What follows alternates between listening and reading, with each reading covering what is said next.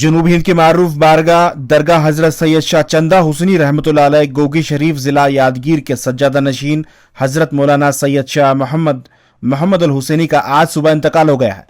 64 برس کے تھے حضرت سید محمد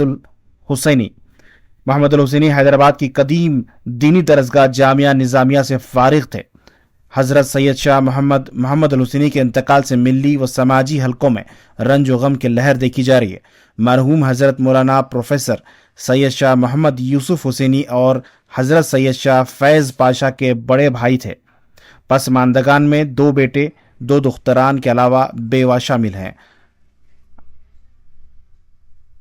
افراد خاندان کے مطابق مرحوم کی نماز جنازہ کل بروز چہارشنبے 8 مئی کو صبح 9 بجے درگاہ حضرت چندہ حسینی گوگی شریف ضلع یادگیر میں ادا کی جائے گی اور وہیں تدفین عمل میں آئے گی۔